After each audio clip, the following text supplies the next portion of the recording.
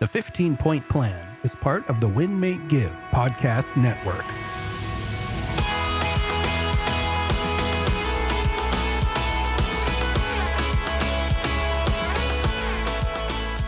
Hello, fellow 15-Point Planners. This is Jacqueline Smith, and I'm here with my co-host Ryan Greigg for another episode of the 15-Point Plan podcast. As a reminder, this podcast is aimed to help introduce you to various aspects of the 15-Point Plan and journey together to a healthier, happier, more energetic, and less stressed life using the 15-Point Plan. So today we are going to talk about something that I think can impact all of us at various stages of our lives in different ways. And that topic is inflammation. And specifically, we're going to talk about how we can maybe adjust our diet, our movement, our nutrition, maybe some supplements to help reduce inflammation in our bodies, to give us more energy and more vitality and feel maybe a little bit more like moving because we're not sore and in pain and inflamed. Right, Ryan? That's right, 100%, Jacqueline. The goal of this podcast is to simply give people tools and tactics to increase their energy and reduce their stress. And I don't know about you, but it's hard for me to get that movement category box checked off when I'm achy and when I'm sore. Mm-hmm. And then when I'm achy and I'm sore, I might be a little more stressed. I might have a little bit less energy. So I've found as I'm getting older, we're both in our 40s, and it sounds weird to even say that, but I found that things like inflammation can really hinder us in performing at our highest level. And it can actually take our energy away, and it can cause more stress. So it's been on a journey that I've been on over these last few weeks, studying more about inflammation. And I've had some really good results with that, which has just given me more energy and less stress. So I felt what a good way to share it with our listeners. Absolutely. Okay, so let's break it down. We don't know what inflammation is. Tell us, what is inflammation, Ryan, for those of us who don't know exactly what it is? Yeah, so inflammation is actually something that's naturally going to occur in your body, right? It's basically a biological response to injury or infection that might happen in your body. And it's natural, it's normal, and it's a process of healing. But the problem, Jacqueline, is that when we have that overextended periods of time, or we have too much of that, you have acute inflammation or you have chronic inflammation. And with acute inflammation, it's going to happen and it's going to go away, hopefully. But your body's really good at healing naturally on its own. Your body can heal from many, many things on its own. But if we continue to do some of the things that we talk about, that can then lead to what's called chronic inflammation. And the reason that we really want to stay away from that is because, frankly, it can be deadly. Chronic inflammation can lead to things like multiple different diseases, but specifically arthritis. It can lead to heart disease and even cancer. So acute inflammation is something that we're all going to face daily because we're active, because we're doing things, because we're going to have a little fun. We're going to eat some of these foods that we're going to mention. But in a great situation, if we want to have the most energy and the least amount of stress, we're going to stay away from certain foods as much as possible. And we're going to eat some of these foods that we're going to share here in a little bit. So inflammation is simply something that naturally occurs in your body as a way to heal. However, you don't want too much of it, or it can be very problematic. Okay, so what I just heard you say is acute inflammation. That could be something like, I just did like a super hard leg workout. My hammies are screaming at me the next day. I need a grab bar to sit down.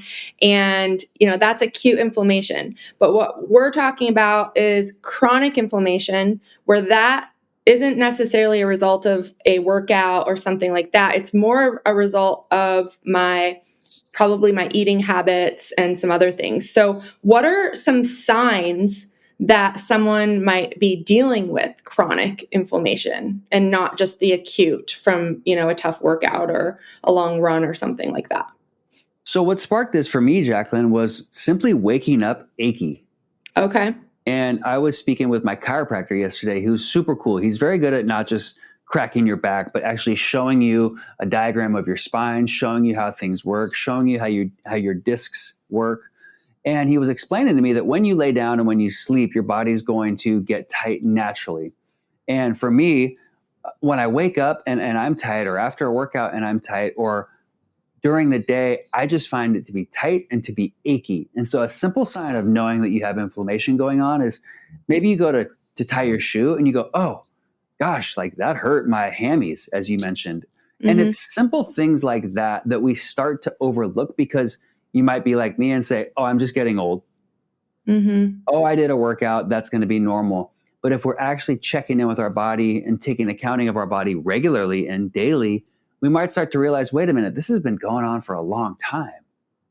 It's been going on for a long time. And then you're going to become more stressed, because if you're in pain all the time and we want to just push through it, then we might find now we have a higher level of stress. So a couple easy signs to know is, are you a little bit more irritated and are you a little bit more achy?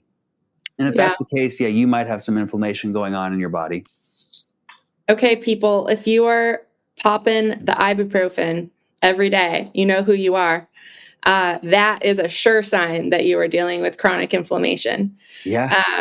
So basically, you're not sore from a specific workout or something unusual that you did. You went on a killer hike, did a workout, but you're just kind of in either low grade or sometimes even high grade of pain, just almost all the time.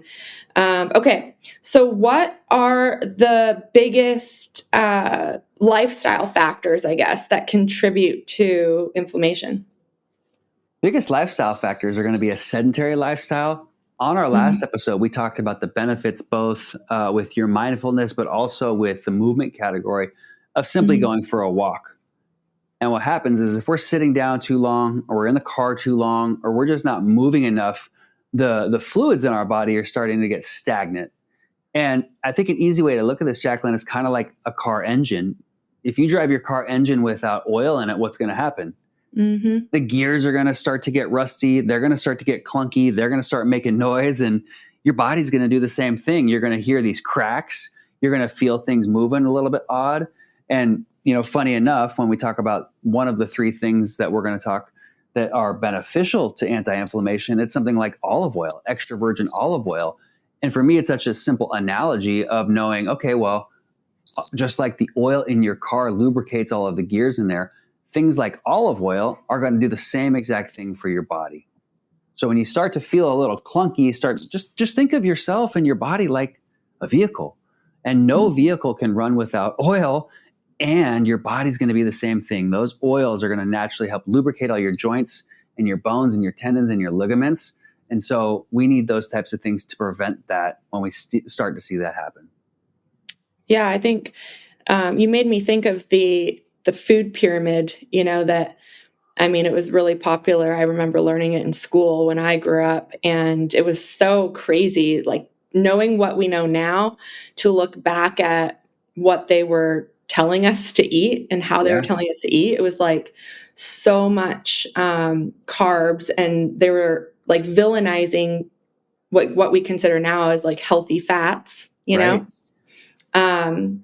telling us not to eat eggs and oil and avocado and things like that. Remember when it was like a huge thing to have like low fat everything, like on the packages and everything. It was just like low fat this, low fat that. Meanwhile, we were just like going hard on sugar cereals and, horrible things that are really causing a lot of inflammation for people, I think. That is such a fascinating subject, Jacqueline, because when you look at the root of, and I'm not going to get too much into this, but I can talk about it all day and learn more about it. When you look at the root of where that food pyramid came from, it actually came from the companies that were producing things like cereal and things like bread. So it was actually just a marketing ploy to get you to eat 8 servings of bread a day. Like, are you kidding me? No wonder people our age grew up, and then later we're achy, we're tired, we're cranky. It's because I was told to eat 8 pieces of bread in the morning. Yeah. or throughout the day. So let's talk about a couple of the things that we know is going to cause inflammation in your body. And the first one is just that. Now, we're not here to say carbs are bad, because we know your body needs carbohydrates. But I think the biggest thing is the processed carbs, Jacqueline. It's things like poorly processed breads, poorly processed sugars. Now, a sweet potato, that's a great thing for your body to eat. That's a great form of a natural carbohydrate. So again, we're not here to tell you don't eat carbohydrates, but things like processed breads, processed sugars, those are going to be one of the highest stressors on your body, and those are going to lead to inflammation. The next thing is fried foods. So you take the combination of, well, okay, they said I should eat a bunch of bread and a bunch of cereal. Okay, now your body's fighting that. And then we go to lunch and maybe we enjoy a hamburger and some French fries. And now your body's going, gosh, okay, now I've got two things against it. And maybe at lunch, if we're celebrating with a friend, we have a beer. So now we've got even more processed carbohydrates and alcohol. The third thing is alcohol. Now, we've talked about alcohol on past episodes, and we've talked about actually the benefits of things like red wine and one glass of wine. But I think it's the higher processed alcohol, the things like hard alcohol and beer. So beer is, again, a processed carbohydrate that your body most likely is not going to love.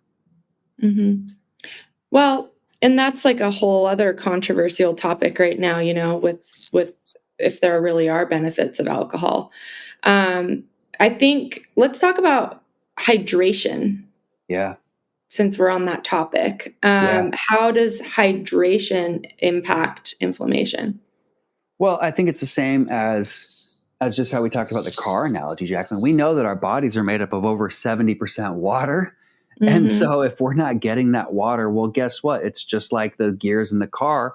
Your bones, your ligaments, your tendons, they're all going to start moving in an unnatural way. And that's simply going to cause pain, which is coming strictly from inflammation. So I suppose we should just say hydration is probably step number one.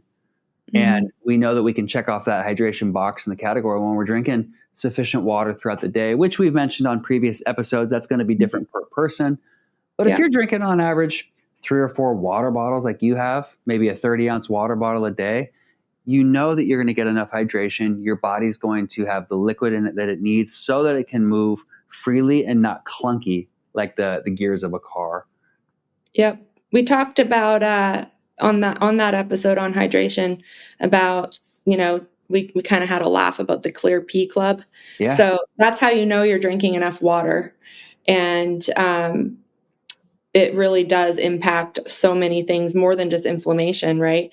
Right. So no fried foods, no, I say crap carbs, because like you said, there's carbs in fruit, there's carbs like the sweet potato. There are great carbs and your body needs carbs. But it doesn't need crap. So right. There you go. So you take a donut, which is like a deep fried carb, right? Now you're hitting 2 of those categories.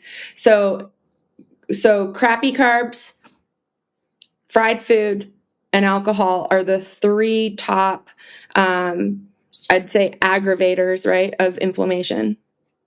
That's right. Now, again, we are not here to tell anybody what to not do in their life. So here's some tips that if you know it's Friday night and you want to go out for happy hour and you want to go have a beer with your friend and you want to have that burger, look, do it, but do it in moderation. And maybe you prepare your body that day and you prepare for what's going to come the next day. So here's some steps as far as things that you can do with what you're eating that's going to reduce the inflammation that, you know what, Jacqueline, I'm going out tonight. I'm going to enjoy the burger, the fries, and the beer. So if I'm going to do that, I'm going to wake up that day. I'm going to get my movement in. I'm going to get my stretching in. I'm going to get my blood flow in. But as far as the things that I can eat, I've been making this tea that I really love. And it's got 2 of the top things that are in there that are going to really help your body. Number 1 is turmeric. And turmeric is a root. It's very bright orange. You can get it in a powder form, or you can just buy the root itself. You can chop it up and you throw that into your tea. Now, the interesting thing about turmeric is that it contains this curcumin, which also has piperine in it, and that will only activate when you add pepper to it. So it's going to be an acquired taste, just like the lemon and saltwater tonic that we drink in the morning. But when you chop up that turmeric and you mix that in with green tea, Jacqueline, and maybe a little bit of honey and maybe a little bit of lemon, your body is going to naturally absorb those things way quicker, and that's going to help prevent inflammation. So turmeric is one of the most common things that you can use. You can take a pill form of it, you can get a powder of it and mix it into things, or you can just get the actual root itself and chop it up. And if you're buying that root, right next to that is some ginger. Throw the ginger in the tea as well. And that's a great way to start your day. Helps your digestion also. The next thing, though, is going to be that extra virgin olive oil. And easiest way, like we said, is just to compare yourself just to a vehicle, knowing that it's going to make all of the joints in your body, all of the ligaments in your body, all of your tendons, they're just going to flow a little bit easier. And it's going to be high in monounsaturated fats, which is the fats that we want. It's going to be high in things that really help your body prevent inflammation. So extra virgin olive oil. Now, there's a big difference between that and things like canola oil. We want to stay away from those types of from oils. But extra virgin olive oil, when it's especially an organic one, is going to be super good for your body. And the last thing I'm going to end with, Jacqueline, is dark chocolate. Because who doesn't want some chocolate? And this is your pass to go eat some dark chocolate, because what we know is... Yeah, exactly. What we know is that dark chocolate is really packed with antioxidants. That's going to prevent inflammation. And it's got this thing in it called flavonols. And that is the active ingredient in chocolate, specifically dark chocolate. And that does have an anti-inflammatory piece in it that's really going to help your body lower inflammation. So get a little turmeric, get a little extra virgin olive oil, and enjoy some dark chocolate. One of the things that I've been making as a dessert lately is a little Greek yogurt with no sugar. Throw some cacao nibs on there, throw some hemp seeds on there, chop up some strawberries and put that in there, and you're good to go. My son says, "Dad, you're crazy. I'm going to eat my ice cream." But hey, no sweat. You can eat the ice cream when you're 13. You're probably not going to feel anything. But when you're 40-something, I want to do everything I can to give me more energy and reduce my stress. So there's just some quick tips and tricks that if you're getting a little bit older like us and you're a little bit tired and cranky like us can be, to prevent that inflammation and give your body all the things it needs to move freely, which will hopefully give you more energy and, of course, reduce your stress. I love it. I'm going to eat some dark chocolate. So we hope this episode just gave you, if you hadn't really even thought about inflammation, just some awareness around how you can feel better overall just by making some simple simple changes to your nutrition, and just be more aware of how things are impacting you over time. Like we said, there's no problem with a beer or a burger, but over time, if you are struggling with inflammation, every no has a corresponding yes, and every yes has a corresponding no. So if it's something that you want to work on, we hope we gave you some tools. We're super thankful that you tune into these podcast episodes with us. We feel like we get to hang out with you once a week, and we hope that you are enjoying them. Send us a message. Let us know what topics would be most impactful to you. If you have any suggestions or requests, we'd love to hear them.